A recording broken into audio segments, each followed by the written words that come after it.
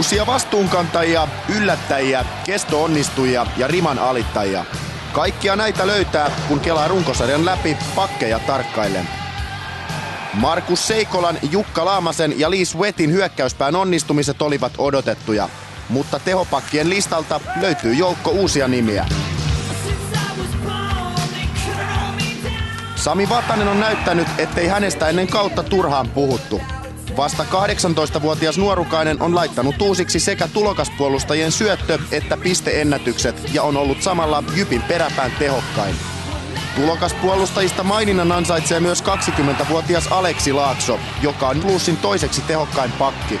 Edellä on ainoastaan läpimurtokauttaan nuorentuneessa espoolaisryhmässä pelaava Ville Lajunen. 22-vuotiaan seuran oman kasvatin vastuunkanto on ollut miehekästä, eikä olisi suuri yllätys, jos liigan parhaan puolustajan valinta kohdalle kolahtaisi. No ihan hyvin on mennyt, saanut paljon vastuuta ja ylivoima-aikaa, niin siinä pisteitä ainakin tullut sitä kautta, mutta parantamistakin on kyllä. Viime kevään pelit antoivat luvata hyvää, mutta onko kausi mennyt ehkä oikeastaan paremminkin kuin odotit? No joo, on itse asiassa mennyt, että en mä näin paljon mitään pisteitä odottanut. Ne on kyllä tullut tuon ylivoima-ajan kautta, mutta on mennyt ihan hyvin. Yksi todellinen yllättäjä löytyy Tapparasta. Vasta 27-vuotiaana liigadebyyttinsä tehnyt Juha Leimu tahkosi useamman vuoden Suomisarjaa ja Mestistä, kunnes lokakuussa kutsu kävi kirvesrintoihin.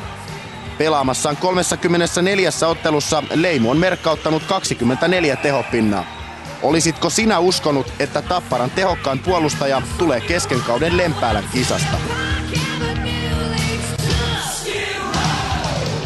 Et olisi varmaan uskonut sitäkään, että Antti Jussi Niemi tulisi olemaan joukkueelleen kaikkea muuta kuin vahvistus. Kapteenista odotettiin liideriä jokeripuolustukseen.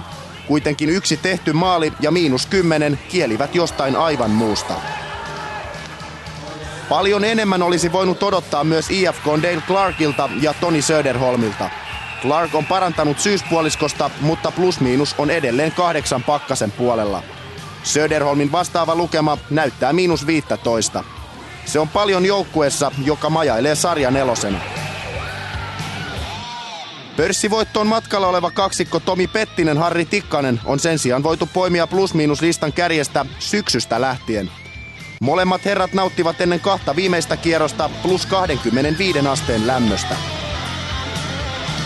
Onnistuneen ulkomaalaishankinta pakkiosastolle on ollut Kalpan Adam Anderson. Loukkaantumisista huolimatta ruotsalaispuolustaja on edelleen liigan tehokkain ylivoimaosumien viimeistelijä 14 maalillaan ja olisi terveenä taistellut aivan varmasti pakkien pistepörssin voitosta.